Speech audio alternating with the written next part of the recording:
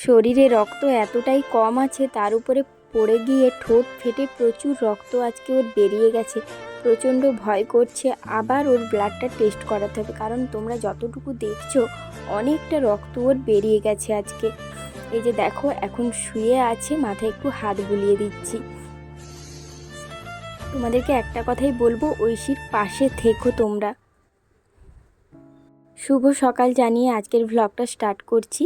তোমরা সকলেই ঐশীর পাশে আছো, ওকে অনেক অনেক সাপোর্ট করছো, তার জন্য তোমাদেরকে অনেক অনেক ভালোবাসা, অনেক অনেক ধন্যবাদ।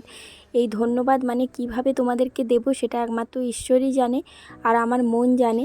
তো তোমাদেরকে দেখো, ঐশীর প্রতিদিনের সব কিছু আমি তোমাদের সঙ্গে শেয়ার করছি। অনেকে অনেক ভালোবাসা দিচ্ছ, অনেকে অনেক কথা বলছো, সবই বুঝতে পারছি, জানতে পারছি, কিন্তু কিছু করার নেই আমার, এইটুকুই বলবো তোমাদের। আর এখানে দেখো ঐশীর পিঠে প্রচণ্ড পরিমাণে মানে চুলকানির মতো হচ্ছে। এটা আজ 2 মাস ধরতে পারো হয়ে এরকম আছে, মানে কমছে আবার ওটা বেড়ে যাচ্ছে। তো একটা মানে ক্রিম এনেছিলাম, সেটার দাম ছিল 600 টাকা, সেটাও শেষ হয়ে গেছে। মানে একটা ক্রিমের দাম যদি 600 টাকা হয়, কত মানে কবার মাখাবে? সেই জন্য ওটা আর এখন মানে আনা হয়নি। আর একটু আছে সামান্য, যেহেতু সারাদিনে 3 বার লাগাতে বলেছে, কিন্তু একবার লাগাচ্ছি। আর বাইরের পরিবেশটাও তোমরা জানো যে মানে এত বৃষ্টি, এত কিছু হচ্ছে, বেরোনোও যাচ্ছে না। তারপর ওইসব করার পরে দেখো স্নান টান করে এসেছি ঠাকুর ঘরে। আমি এখন পুজো করব। ঐশীর ঠাকুমা পুজো করে গেছে, তো পুজো মানে করে নিয়েছে। এবারে আমি ঠাকুরকে জল না দিয়ে আমি খাবার খাই না, তো ঐশীর জন্য আমি মানত করেছি, সেই কারণে আমি পুজো মানে ঠাকুরকে ফুল জল না দিয়ে আমি খাবার খাই না। তো এখন বাজে ওই 10টা মতো, সব বাড়ির সব কাজকর্ম সেরে এখন এসেছি এই যে পুজো করতে। আর ঐশী কিন্তু আমার সামনেই আছে। আর মহাদেবকে প্রতিদিন আমি বলি, আমার সঙ্গে সঙ্গে ঐশীও বলে যে আমাকে যেন আর মহাদেব রক্ত নিতে না হয়, আমাকে যেন আর চ্যানেল না করে, আমাকে যেন ইঞ্জেকশন আর না দেয়। এত ঠাকুরের কাছে মাথা কুড়ি, তবু জানি না ঠাকুরের মানে কাছ পর্যন্ত আমাদের হয়তো এই আর্তনাদ পৌঁছচ্ছে না, তাই মেয়েটাকে প্রতিনিয়ত এত কষ্ট পেতে হচ্ছে। ওর যেহেতু রক্ত আছে, আর অনেকেই আমাকে কমেন্টে জিজ্ঞাসা করেছে ওর রক্ত এখন কত আছে, ওর রক্ত আছে, ওর হিমোগ্লোবিন আছে 8। তো সেই কারণে আবার 1-1.5 সপ্তাহের মধ্যে ওর আবার ব্লাড টেস্ট করতে হবে, না হলে ওকে ব্লাড দিতে নিয়ে যেতে হবে। কারণ ওর গা হাত পা প্রচণ্ডই সাদা হয়ে গেছে, আর ওর ব্লাড কমে গেলে আমি একটা জিনিস লক্ষ্য করেছি, ও খুব মানে হাঁটতে চলতে শুধুই পড়ে যায়। তো সেই জিনিসটা আজ কদিন ধরে লক্ষ্য করছি।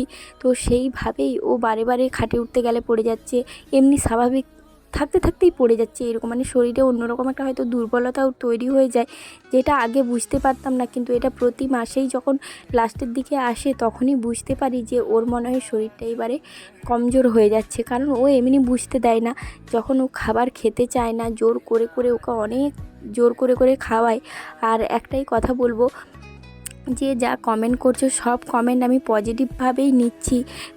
সব ভালোর মধ্যে খারাপ তো থাকবেই। আমি ঐশীকে জানি না কোনো দিন খারাপভাবে ওষুধ খাইয়েছি কিনা, কিন্তু আমি যতটা সম্ভব ওকে ভালোভাবে অনেক বুঝিয়ে খাওয়ানোর চেষ্টা করি, ও সেইভাবেই খায়। কিন্তু ওই তেতো ওষুধটা কোনো দিন সম্ভব হয় না কোনো খেলনা বা কোনো কিছুভাবে ওকে খাওয়ানোর।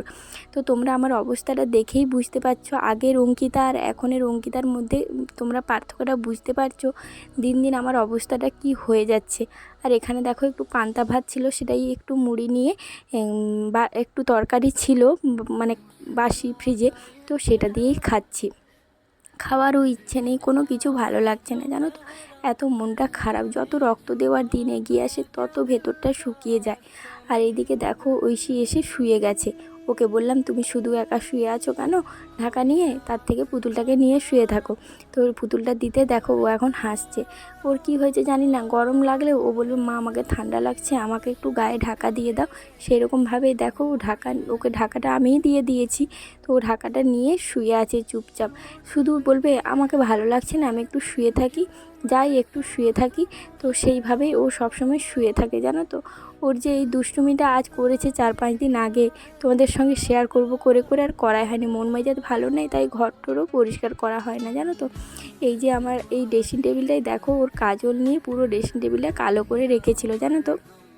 কিন্তু মানে পরিষ্কার করা আর হচ্ছিল না। এই যে দেখো ঘষে ঘষে তুলছি। কি বলো তো, ও যখন বিছানায় শুয়ে থাকে, চিৎকার করে না, কথা বলে না, চুপচাপ হয়ে যায়, তখন মনটা প্রচণ্ড কষ্ট হয় যে ও কেন কথা বলছে না। আর যখন দুষ্টুমি করে তখন মনে হয় তুই কেন এত দুষ্টামি করছিস, আর আমি পেরে উঠছি না। সেই রকম জানো তো, বাচ্চারা যতই দুষ্টামি করুক, যতই বদমাইশি করুক, তো ওরা বদমাইশি না করলে তখন আমাদের মানে আমাদের কতটা কষ্ট হয়। আর যারা ঐশীকে এত ভালোবাসা দিচ্ছ, এত সাপোর্ট করছো, তাদেরকে সত্যি বলছি, আরও একবার বলছি, তাদেরকে অনেক অনেক ধন্যবাদ। তোমরা ঐশীর পাশে আছো, তোমাদেরকে অনেক অনেক ধন্যবাদ, অনেক ভালোবাসা। এইভাবে মেয়েটার পাশে থেকো, এইটুকুই বলবো।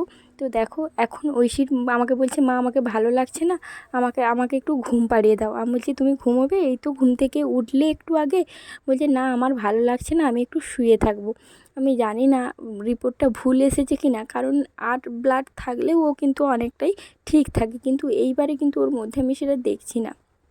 আর দিনে রাতে শুধু টেনশন হয় ওর চোখ, ওর যখন আমি চোখটা দেখি রক্ত আছে নাকি, মানে লাল আছে নাকি, ও এখন এমন বুঝে গেছে, আমাকে ওর হাত দেখাবে, পা দেখাবে, জিভ দেখাবে, এইগুলো সবসময় দেখাতে থাকে। আর তোমাদেরকে ওর পেটটা দেখো, বুঝতে পারছো না কি জানি না, মানে পুরো পেট কেমন একটা হয়ে গেছে, মানে হাত বোলালেই বোঝা যাচ্ছে। তোমরা জানি না ফোনে বুঝতে পারছো কি না জানি না, মানে কি বলো তো, একটার পর একটা এমন লেগে আছে, মানে নিজের প্রতি একটা বিতৃষ্ণা ধরে যাচ্ছে, এরকম একটা ব্যাপারে। একটা বাচ্চার এত বড় একটা রোগ আছে, তার উপরে একটার পর একটা ভগবান দিচ্ছে। আমি অনেকজনকেই চিনি যাদের ঠিক আছে, মানে এত ঠান্ডা লাগার ধাত নেই, এত কিছু নেই, কিন্তু ঐশীর প্রচুর সমস্যা, প্রচুর। এখানে দেখো বললাম না তোমাদেরকে যে শুধুই পড়ে যাচ্ছে, সেই রকম দেখো শুধুটাই পড়ে গিয়ে এই যে দেখো ঠোঁট ফাটিয়ে প্রচুর রক্ত বেরিয়ে গেছিলো। আমি কি করেছি, এই যে দেখতে পাচ্ছ রক্তটা বন্ধ হয়ে গেছে, আমি না চিনি দিয়ে ওর ঠোঁটটাকে চেপে রেখে দিয়েছিলাম, তারপরেই ওর ব্লাডটা বেরোনো বন্ধ হয়েছে। আর এখন যেই ব্লাড বেরোনো বন্ধ হয়ে গেছে, সেই দেখো কতটা মানে খুশি, তার আগে প্রচুর কান্না করছিল। আর এখানে দেখো একটা সোয়াবিনের তরকারি করেছি আজকে রাত্রে। তো সোয়াবিনটাকে ও ভেবেছে চিকেন, ঠিক আছে, ও চিকেন ভেবে খাচ্ছে। যখন সেদ্ধ করে ভেজেছিলাম তখনও দুটো সোয়াবিন খেয়েছিল, আর ওটাকে ও চিকেন ভেবে ভেবেই আজকে 2-3টে সোয়াবিন খেয়েছে। আর এত মিথ্যে কথা বলে ওকে খাওয়াতে হয়, মানে ভেতরটাই কেমন করে। শুধু বলছে চিকিটা মা ভালো রান্না করেছো, ভালো রান্না করেছো, এই রকমভাবেই বলছে জানো তো।